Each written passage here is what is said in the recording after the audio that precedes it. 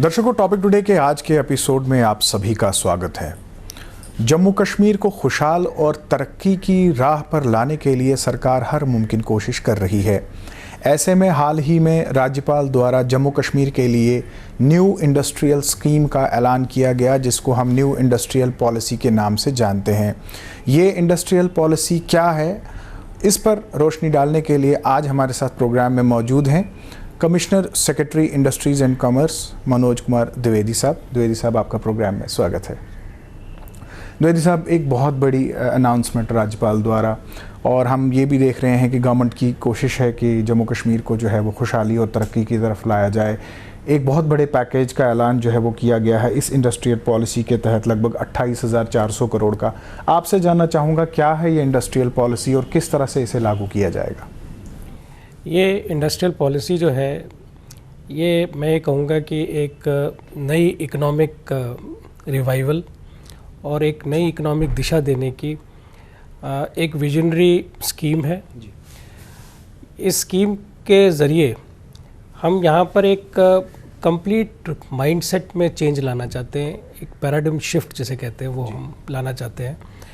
हमारी कोशिश ये है कि जम्मू कश्मीर में इतने सालों में यही सोचा गया है कि सरकार में कोई छोटा मोटा मुलाजमत मिल जाए, डेली वेजर तक का काम मिल जाए, वही एक ज़रिया है जिससे लाइवलीहुड लिया जा सकता है। लोगों ने कोशिश की है, अपने सेल्फ एम्प्लॉयमेंट में लोग सामने आए हैं, लेकिन कहीं ना कहीं हमेशा ये रहा है कि उसको प्रेफरेंस नहीं मिली है। हम चाहते हैं कि हमारा प्राइवेट सेक्टर यहाँ स्ट्रॉन्ग हो, जो इकॉनमी आउटसाइड गवर्नमेंट एम्प्लॉयमेंट है उसको भी अटेंशन मिलना चाहिए। और उसमें मुझे लगता है कि इंडस्ट्री, जिसकी डेफिनेशन में मैन्युफैक्चरिंग और सर्विसेज दोनों आती हैं, और हमारी जो की एरियाज़ हैं जैसे टूरिज़्म हो गया या जो हमारी नॉर्मल इंडस्ट्री मैन्युफैक्चरिंग है, वो सारा इसमें कवर होना चाहिए।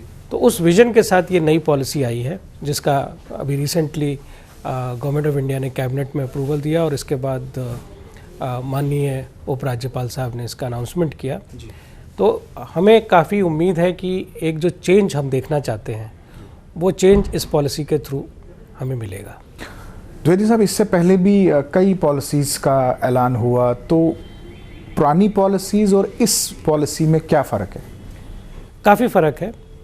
अगर आप सिर्फ आंकड़ों के ज़रिए इसको समझना चाहें तो आप देख सकते हैं कि 2002 में हमारे पहले पॉलिसी आई और उसको इकोनॉमिक पैकेज का नाम दिया गया है। पिछले 18 सालों में टोटल जो लोगों को फ़ायदा पहुंचा इससे, सब्सिडी के माध्यम से या इंसेंटिव्स के माध्यम से, वो था कोई लगभग 1120 करोड़। और ये पॉलिसी जो है, जिसकी एप्लीकेबिलिटी अगले 10 साल होगी और उसके इंसेंटिव्स का फ़ायदा अगले 17 साल तक मिलेगा, इसकी रोल आउट में एक आउटले लिया गया है 28,400 करोड़ का। तो अगर उससे कंपेयर करें तो आप ये कह सकते हैं कि ये पॉलिसी में इंसेंटिव्स जो हैं वो कहीं ज़्यादा हैं। दूसरा, इस पॉलिसी में कुछ ऐसी चीज़ें लाई गई हैं जो पिछली पॉलिसीज़ में मिसिंग थी, इसीलिए मैं इसको एक मैसिव इम्प्रूवमेंट का नाम दूंगा। हमारे यहाँ पर डेवलपमेंट हुआ, आपने देखा कि इंडस्ट्रियल इस्टेट्स कश्मीर में रंगरेट में आए, लसीपुरा और श्रीनगर के आसपास के इलाकों में आए, लेकिन कुपवाड़ा में इंडस्ट्रियल इस्टेट्स नहीं है, बहुत सारी और रिमोट एरियाज़ में इंडस्ट्रियल इस्टेट्स नहीं है। जम्मू डिवीज़न में पुंछ राजौरी में इंडस्ट्रियल इस्टेट्स का वजूद नहीं है। इसी तरीके से चनाब वैली में आपको इंडस्ट्रियल इस्टेट्स नहीं मिलेंगे, या कठुआ के इंटीरियर्स में बसोली में आपको इंडस्ट्रियल इस्टेट नहीं मिलेंगे, बिलावर में नहीं मिलेंगे। तो उसको स्टडी जब किया तो हमें ये लगा कि हमें रूरल एरियाज़ को, रिमोट एरियाज़ को, फारफ्लंग एरियाज़ को इंसेंटिवाइज़ करना चाहिए। तो वो चीज़ इसमें इनबिल्ट है इस पॉलिसी में कि ये ब्लॉक लेवल तक इंडस्ट्रियलाइजेशन को विजन रखती है। हम नहीं चाहेंगे कि सिर्फ सांबा, बड़ी ब्रह्मना और इसी एरियाज़ में ही इंडस्ट्रीज़ आएँ और यहीं पे नई नई इंडस्ट्रीज़ आके या बड़ी इंडस्ट्रीज़ आएँ और इंडस्ट्रियलाइजेशन यहीं तक लिमिटेड रहे। तो ये एक बहुत बड़ा चेंज है। इसके अलावा जो इसमें चेंज है वो ये है कि पहले मैन्युफैक्चरिंग पर ही ज़्यादा स्ट्रेस था। अगर किसी से पूछते थे आप इंडस्ट्री लगा रहे हैं तो उसका मतलब यही होता था कि कोई फैक्ट्री लगने जा रही है या किसी तरीके की मैन्युफैक्चरिंग, पैकेजिंग या इस तरीके की चीज़ें ही होंगी। लेकिन जब हमने इसमें सर्विस सेक्टर इस बार बड़े लिबरल तरीके से जोड़ा है और उसको स्पष्ट तरीके से इस पॉलिसी में हम ला रहे हैं, तो उसमें टूरिज़्म इंक्लूड हो जाएगा, आईटी जैसे सेक्टर्स इंक्लूड हो जाएंगे और बहुत सारी सर्विस इंडस्ट्रीज़ के जो दायरे में आते हैं वो सारे आ जाएंगे और इसके जो इंसेंटिव्स हैं उसका फ़ायदा उसमें मिलेगा। तो प्रमुख तरीके से अगर देखें तो पिछली पॉलिसीज़ के कंपैरिजन में ना केवल आउटले ज़्यादा है, स्कोप इसका ज़्यादा है, इसकी रीच जो है वो इंटीरियर्स तक जाएगी, बल्कि इस पॉलिसी में मुझे लगता है एक होलिस्टिक डेवलपमेंट का जो विज़न है वो आता है। मोटे तौर पर देखें द्विवेदी साहब तो जो अभी तक इस डॉक्यूमेंट से पता लगता है वो ये है कि एक तो सरकार जो है वो इंडस्ट्रीज़ को यहाँ बढ़ावा देना चाहती है, दूसरा जो अनएम्प्लॉयमेंट को लेकर हाहाकार मची हुई है और कहीं ना कहीं एम्प्लॉयमेंट के एवेन्यूज़ जो है उनको जनरेट करने का कहीं ना कहीं एक प्राइम फोकस जो है वो गवर्नमेंट का है, उसके बारे में आप क्या कहेंगे? अगर इस समय हम गवर्नमेंट एम्प्लॉयमेंट की बात करें तो रफली 4.5 लाख लोग इस समय गवर्नमेंट में एम्प्लॉयड हैं अलग अलग कैपेसिटीज़ में। तो ये हम कह सकते हैं कि मेजर एम्प्लॉयमेंट यही रहा है जम्मू कश्मीर में। अब इस पॉलिसी के ज़रिए हम अगले कुछ सालों में 4.5 लाख का डायरेक्ट और इनडायरेक्ट एम्प्लॉयमेंट क्रिएट करना चाहते हैं। तो आप ये कह सकते हैं कि एक प्राइवेट इकॉनमी या पैरेलल इकॉनमी जिसकी जो मिसिंग थी, आज यहाँ पे अगर आप देखें तो प्राइवेट हॉस्पिटल्स की कमी है, प्राइवेट यूनिवर्सिटीज़ की कमी है, इसी तरीके से प्राइवेट सेक्टर में जो हमारी कुछ इंडस्ट्रीज़ हैं उनको सपोर्ट नहीं मिला है, जैसे मैंने टूरिज़्म का एग्जांपल दिया। तो उसको सपोर्ट देने के लिए और ये एक एम्प्लॉयमेंट के अपॉर्चुनिटीज़ क्रिएट करने के लिए ये पॉलिसी लाई गई है, जिसमें तरह तरह से हमने इन सारे सेक्टर्स को, चाहे वो मैन्युफैक्चरिंग हो या सर्विसेज हो, उनको इंसेंटिवाइज करने की बात की है। द्विवेदी साहब, अभी तक जो समझ आ रहा है उसमें ऐसा लग रहा है कि गवर्नमेंट जो है एक फ्रेंडली एटमॉस्फेयर जो है वो इंडस्ट्रीज़, उद्योगों को देना चाहती है, लेकिन वहीं दूसरी तरफ से अगर हम देखें तो हमारा पास्ट एक्सपीरियंस बहुत ख़राब रहा है। हमारे यहाँ जितनी भी इंडस्ट्रीज़ हैं उनकी हालत आप जानते हैं कि क्या है, वो कभी भी उभर पाए नहीं, और अगर हम ज़्यादा देखें उनके बैलेंस शीट्स जो है वो लॉसेस में होते हैं। तो क्या इस पॉलिसी हम कोई ऐसी उम्मीद रखें कि ये जो फ्रेंडली पॉलिसी है इंडस्ट्रीज़ के लिए, ये कोई रेवोल्यूशन लाएगी जम्मू कश्मीर में? देखिए, एक चीज़ तो आपको मान के चलनी पड़ेगी कि आज की डेट में हम लोग एक ग्लोबल वर्ल्ड में रह रहे हैं। तो अगर कोई कहे कि मैं कॉम्पिटिटिव नहीं हूँ, मेरे प्रोडक्ट की क्वालिटी नहीं है, फिर भी मैं सर्वाइव करूँगा, तो अब वो माहौल नहीं रहा। पहले प्रोटेक्शनिज्म चलता था, जैसे आपको पता है कि टोल पोस्ट भी अब हटा दिया गया। जब इंटीग्रेशन हमने कर दिया तो हम ये नहीं कह सकते कि मैं अगर पंजाब का कोई एंटरप्रेन्योर है या दिल्ली का एंटरप्रेन्योर है या साउथ के कोई कोयम्बतूर का एंटरप्रेन्योर है, मैं उससे घटिया प्रोडक्ट बनाऊंगा, उससे महंगा प्रोडक्ट बनाऊंगा, फिर भी मुझसे ही लिया जाएगा। वो अब आज वो ज़माना नहीं है। क्यों? क्योंकि अब धीरे धीरे लॉजिस्टिक्स ईजी हो गई है, ट्रांसपोर्टेशन बेटर हो गई है, फैसिलिटीज़ बेटर हो गई हैं, तो इसलिए कंपटीशन का ज़माना है। तो पहली चीज़ तो हमारे एंटरप्रेन्योर्स को सर्विसेज की भी बात करें, अगर यहाँ पे हमारे को होटल में वो अच्छी सर्विसेज नहीं मिलती, हमारे पास एक नेचुरल एडवांटेज है, हम एक बहुत खूबसूरत लैंडस्केप है हमारे पास, लेकिन सर्विसेज अच्छी नहीं मिलती, तो नेक्स्ट टाइम वो कहेगा कि मुझे शिमला जाना है या मुझे नैनीताल जाना है, कश्मीर नहीं आना है। तो इसका मतलब ये है कि एक तो हमें अपनी क्वालिटी ऑफ सर्विसेज और कॉम्पिटिटिवनेस बढ़ानी पड़ेगी। तो ये पॉलिसी उसमें डेफिनेटली मदद करेगी, लेकिन ये हम नहीं कह सकते कि ये हमें एक ऐसा माहौल देगी कि हम कॉम्पिटिटिव भी नहीं है, हमारा प्रोडक्ट भी क्वालिटी का नहीं है, फिर भी हम चलेंगे, ये नहीं। सो इसलिए पहली चीज़ तो ये देखनी पड़ेगी कि हमें पूरे वर्ल्ड से कम्पीट करना है, तो उस चीज़ को ध्यान में रखना है। फिर ये इंसेंटिव्स हमें डेफिनेटली हेल्प करेंगे, क्योंकि जम्मू कश्मीर लोकेशनली थोड़ा डिसएडवांटेज है, हम पोर्ट से बहुत दूर है। अगर मुझे कोई यहाँ से प्रोडक्ट मैन्युफैक्चर करके एक्सपोर्ट करना है तो मेरे को वो डिसएडवांटेज है, जोग्राफिकल डिसएडवांटेज है, और गवर्नेंस के भी डिसएडवांटेज रहे हैं, यहाँ के हालात ऐसे रहे हैं। तो उसको डेफिनेटली ये पॉलिसी के जो इंसेंटिव्स हैं वो कंपनसेट करेंगे। लेकिन फर्स्ट चीज़ यही होगी कि मैं जो चीज़ यहाँ से प्रोड्यूस करूँगा या जो सर्विस प्रोवाइड करूँगा वो वर्ल्ड क्लास क्वालिटी की होगी।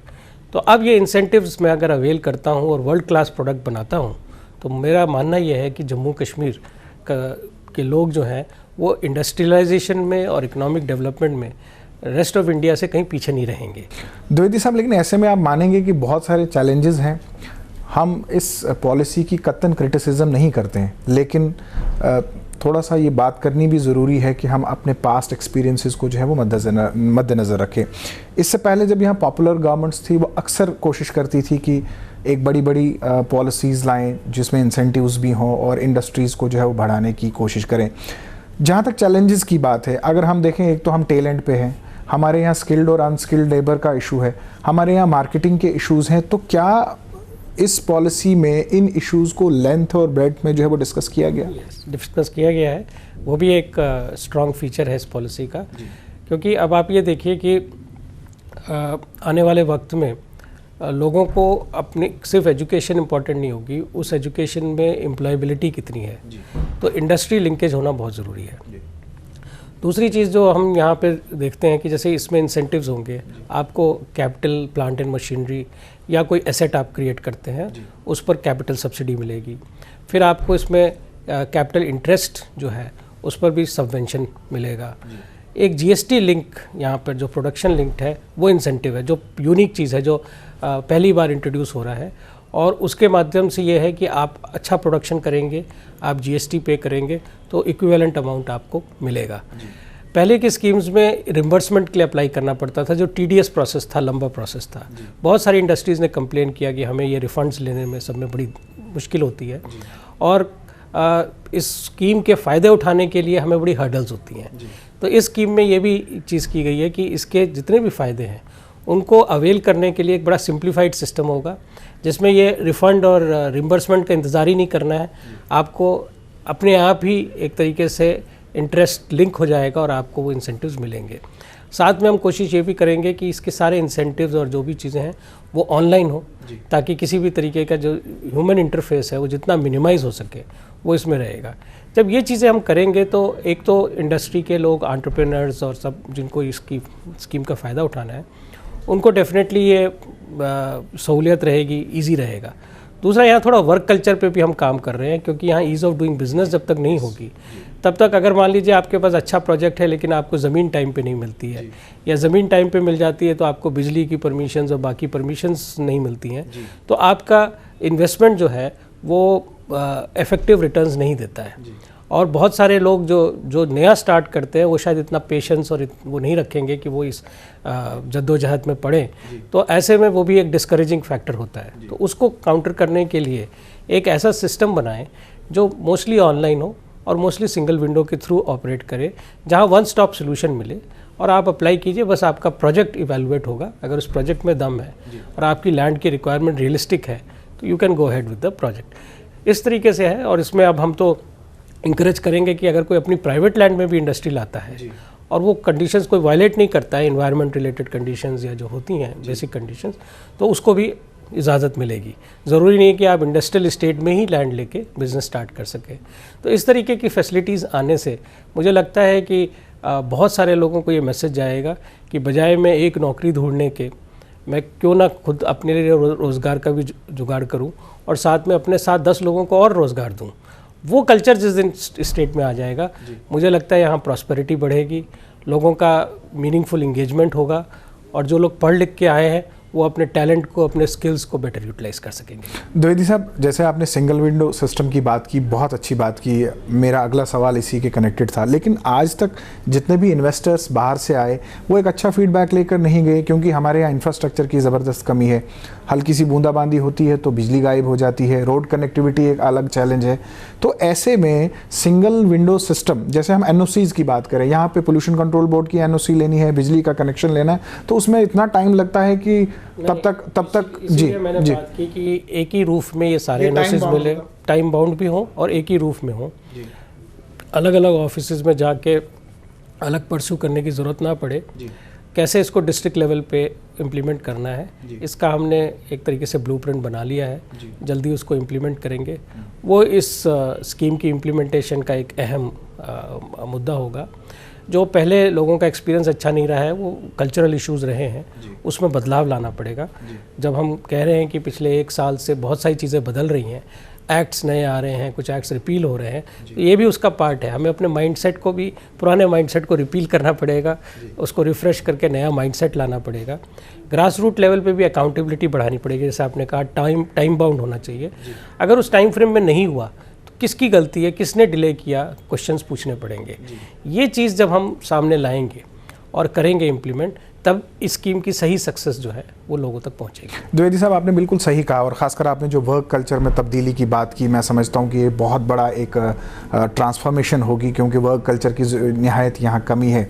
दूसरा द्विवेदी साहब, एक चीज़ और यहाँ पूछना चाहूँगा, जितने भी यंग एंटरप्रेन्योर्स हैं या फिर इंडस्ट्रियलिस्ट हैं, उद्योगों की अक्सर ये कंप्लेंट रहती है कि सरकार की तरफ से हमारे ऊपर सिर्फ रिस्ट्रिक्शंस, बाइंडिंग्स और इसके अलावा जो टैक्सेस वगैरह है उनके ऊपर जो है वो ज़्यादा फोकस किया जाए, बजाय इसके जब भी आप कोई भी स्कीम लॉन्च करते हैं तो ऑन पेपर तो वो बहुत अच्छा होता है, फिगर्स बड़े अच्छे होते हैं, लेकिन जब ग्राउंड पे इम्प्लीमेंटेशन की बात होती है तो उस टाइम जो वो फ्रेंडली एटीट्यूड है गवर्नमेंट का या डिपार्टमेंट का, वो कहीं दिखता नहीं है। तो उसके बारे में क्या कहेंगे? देखो, इसीलिए इस स्कीम की जब हमने आउटलाइंस बनाई हैं तो उसमें इन चीज़ों का ध्यान रखा गया है। जैसे एक एग्जांपल मैं देता हूँ, हमारी पिछली स्कीम्स की सारी फाइनलाइजेशन जो है वो गवर्नमेंट ऑफ इंडिया में होती थी। अब ये फंक्शन हमें गवर्नमेंट ऑफ जे को डेलीगेट हो गया है। पहले एक लोगों को उसको फॉलोअप के लिए दिल्ली तक जाना पड़ता था, उसकी यहाँ ज़रूरत नहीं है। इसी तरीके से जीएसटी रिम्बर्समेंट का एक टीडीएस प्रोसेस था। अब हमने कहा कि वो रिम्बर्समेंट के लिए अप्लाई नहीं करना है, आपको सिर्फ ये दिखाना है आपने कितना जीएसटी पे किया है, और उसकी जो हमने स्कीम में जो कैपिंग वगैरह की है उसके मुताबिक आपको वो अमाउंट जो है वो ऑटोमेटिकली मिल जाएगा। तो ये एक सिंप्लीफिकेशन जो हम लाए हैं, और जो डेलीगेशन भी हमने लिया है, और जो जैसे मैंने कहा कि हम एक under one roof with time bound disposal, जब इसको हम इम्प्लीमेंट करेंगे तो आप डेफिनेटली देखेंगे कि ये जो लोगों के मन में एप्रीहेंशंस हैं वो नहीं रहेंगी। बाकी इसमें मैंने कहा कि हमारी तरफ से ये सारी सपोर्ट सिस्टम होगा, बट जो लोग इंडस्ट्रीज़ में जाना चाहते हैं, सर्विसेज में जाना चाहते हैं और स्कीम का फ़ायदा उठाना चाहते हैं, उनको ये भी समझना पड़ेगा कि अब कोई प्रोटेक्शनिज्म नहीं है। अब वो नहीं है कि आप जम्मू कश्मीर से मैन्युफैक्चर कर रहे हैं इसलिए आपका सब स्टैंडर्ड प्रोडक्ट भी चल जाएगा, आपकी सब स्टैंडर्ड सर्विसेज भी चल जाएंगी। वहाँ अपग्रेडेशन की ज़रूरत है, और अब लोगों का एक्सपोजर देखते हुए लोग जो है वाइडली ट्रैवल्ड है, उनके चॉइसेस उनके पास बहुत सारी हैं, तो ऐसे में definitely people will choose the best, चाहे वो टूरिज्म के पॉइंट ऑफ व्यू से हो, चाहे किसी प्रोडक्ट की मैन्युफैक्चरिंग के पॉइंट ऑफ व्यू से हो। Since they will choose the best, so we will have to be the best. तो इसमें मैं कहूँगा कि हमें इंडस्ट्री एसोसिएशंस के साथ, प्राइवेट एंटरप्रेन्योर्स के साथ, गवर्नमेंट को कोलैबोरेशन का रोल, पार्टनरशिप का रोल, एक तरीके से जैसे कहते हैं कि it will be a sort of a symbiotic relationship. पहले ये होता था कि गवर्नमेंट जो होती थी वो रेगुलेटर का काम करती थी, अब फैसिलिटेटर का काम करेगी। सो रेगुलेशन इंपॉर्टेंट है ताकि स्कीम का कोई मिसयूज़ ना हो, बट प्राइमरली हम फैसिलिटेशन पे जोर देंगे। एंड मुझे पूरा यकीन है कि इसके ज़रिए हम ना केवल इस स्कीम को अच्छे से इम्प्लीमेंट करेंगे, बल्कि स्कीम का जो विज़न है, अभी इस स्कीम का विज़न है जो कल माननीय उपराज्यपाल साहब ने कहा कि हम 20,000 करोड़ का इन्वेस्टमेंट लाएंगे। आई एम श्योर हम इसको एक्सीड करेंगे, और हम चाहेंगे कि ये अगले 3 से 5 साल के बीच में जो इसका इम्पैक्ट है वो ग्राउंड पे दिखने लगे, और उसके ज़रिए लोग खुद कहें कि हाँ ये सामने चीज़ें आई हैं, हमें अब प्राइवेट सेक्टर में भी एम्प्लॉयमेंट अपॉर्चुनिटीज़ मिल रही हैं, हमें बहुत सारी चीज़ें यहाँ पर जो है डेवलपमेंट की जो चाहिए थी, जैसे आपने कहा इंफ्रास्ट्रक्चर की कमी है, हम यहाँ पे logistics, multi modal logistics park बनाने की बात कर रहे हैं। इस टाइप के बड़े प्रोजेक्ट्स भी लाएंगे ताकि उसको इंटीग्रेट किया जा सके। आपको पता ही है रेलवे लाइन कश्मीर तक पहुँचेगी, और उसी के पहुँचने तक हमारा मल्टी मॉडल लॉजिस्टिक्स पार्क भी तैयार हो जाएगा। तो ऑटोमेटिकली जितना भी प्रोडक्शन है कुछ है वो उनके थ्रू या तो प्रॉपरली प्रोसेस होगा या प्रॉपरली ट्रांसपोर्ट होगा विदाउट डिलेज। सो लोगों को अपने प्रोडक्शन की बेस्ट वैल्यू मिलेगी और बेस्ट मार्केट रीच मिलेगी। द्विवेदी साहब, पॉलिसी से हटकर एक सवाल आपसे पूछना चाहूँगा। कल जैसे हमने वहाँ माहौल देखा तो एलजी साहब भी बहुत खुश थे जब उन्होंने इस पॉलिसी का ऐलान किया, आप भी वहीं पे थे। एक फेस्टिव सा एटमॉस्फेयर वहाँ पे मुझे दिखा जो मैंने महसूस किया। आप गवर्नमेंट की एक अहम रिस्पॉन्सिबिलिटी जो है निभा रहे हैं, आपके पास बहुत सारे चार्ज, और मैं कहूँगा सबसे इम्पॉर्टेंट डिपार्टमेंट जो है वो आप देखते हैं। गवर्नमेंट कितना सीरियस है यहाँ पे तरक्की, अमन लाने के लिए? जैसे हम 4G का वेट कर रहे हैं, तो कल गवर्नर साहब ने एक आस वो भी दिखाई है कि शायद यहाँ पे 4G भी चलेगा, तो कितना सीरियस है गवर्नमेंट? देखिए, गवर्नेंस इम्प्रूव हो, ग्रास रूट पे लोग एम्पावर्ड फील करें, और जो बदलाव की उम्मीद लोग रखते थे वो एक्चुअली आंखों से देख सके, महसूस कर सके, इसी मकसद से सारा काम हो रहे हैं। लेकिन चैलेंजेस हैं, कुछ चीज़ें ऐसी हैं जो डीप रूटेड है, उनको बदलने में वक्त लगेगा। आपने देखा अभी हाल में ही जो ग्रास रूट्स पे इलेक्शंस हुए हैं और उसको 3 टायर सिस्टम में कन्वर्ट किया गया है कम्प्लीटली। डीडीसी के भी इलेक्शंस हुए, चेयरमैन के इलेक्शंस होंगे। ये सारी एक कोशिश है कि लोग एम्पावर्ड फील करें, और जो लोगों का कहना था कि हमें बहुत सारी बेनिफिशियरी स्कीम्स हैं, सुनते हैं पढ़ते हैं कि ऐसी स्कीम्स हैं लेकिन हमें उसका फ़ायदा नहीं मिलता है, वो एक्चुअली में मिले। तो ये गुड गवर्नेंस के इम्पॉर्टेंट एस्पेक्ट्स हैं जिस पे काम हो रहा है। केंद्र सरकार से लेके यहाँ की गवर्नमेंट इसमें लगी हुई है, लेकिन मैंने जैसे पहले भी कहा, अब वो ज़माना नहीं रहा कि सरकार देती है और लोग पाते हैं। इसमें अब कोलैबोरेटिव एफर्ट की ज़रूरत है, लोगों को भी सामने आना पड़ेगा। लोगों के अंदर जो पहले माइंडसेट था कि हम शॉर्टकट मारेंगे, हम किसी तरीके से इधर उधर पॉलिटिकल इदारों में जाके अपना काम निकलवा लेंगे, सिस्टम्स नहीं बनने देंगे। अगर किसी की सिफारिश है तो वो नौकरी पा जाएगा, जिसकी सिफारिश नहीं है वो नौकरी नहीं पाएगा। इस तरीके का जो कल्चर था, ये कल्चर जब बदलेंगे तब आप देखिएगा कि ऑटोमेटिकली एक यूनिफॉर्म, सस्टेनेबल, बैलेंस्ड डेवलपमेंट यहाँ पर देखने को मिलेगा। इसी मकसद से सब लोग काम कर रहे हैं। लीडरशिप राज्यपाल साहब की है, बाकी ब्यूरोक्रेसी उनके साथ काम कर रही है। हम लोगों की कोशिश यही है कि ये चीज़ें सिर्फ फाइलों में या बातों में ना रह जाए, लोगों तक पहुँचे। जो ग्रीवेंस का रिड्रेसल का सिस्टम बनाया गया है, फीडबैक का सिस्टम बनाया गया है। कल एक हमने मोबाइल एप्लीकेशन लॉन्च की, सतर्क नागरिक। उसका भी यही है कि आप मोबाइल पे बैठे बैठे आपको नहीं अच्छा लगा, आपको लगा इसमें कुछ गड़बड़ हुई है, आप एक जागरूक नागरिक की तरह, अवेयर सिटीज़न की तरह आप मोबाइल पे डाउनलोड कीजिए एप्लीकेशन, वहीं से अपनी शिकायत डाल दीजिए। उसकी वेरिफिकेशन होगी, उस पर काम होगा, और हम लोग यहाँ बैठ के डैशबोर्ड के ज़रिए उसको मॉनिटर भी करेंगे ना। इस तरीके की अकाउंटेबिलिटी जो हम इनबिल्ट कर रहे हैं सिस्टम, हम एक्चुअली गवर्नमेंट सेंट्रिक सिस्टम से अब सिटीज़न सेंट्रिक सिस्टम पे जा रहे हैं। पहले गवर्नमेंट हर चीज़ का सेंटर थी, आपको कुछ चाहिए गवर्नमेंट के पास आइए। अब इसको हम सिटीज़न सेंट्रिक बना रहे हैं कि सिटीज़न इज़ सुप्रीम, उसकी जो सर्विसेज उसको मिलनी चाहिए वो उसको मिलनी चाहिए, और वो कैसे मिले इसी पे सारी गवर्नेंस जो है काम कर रही है।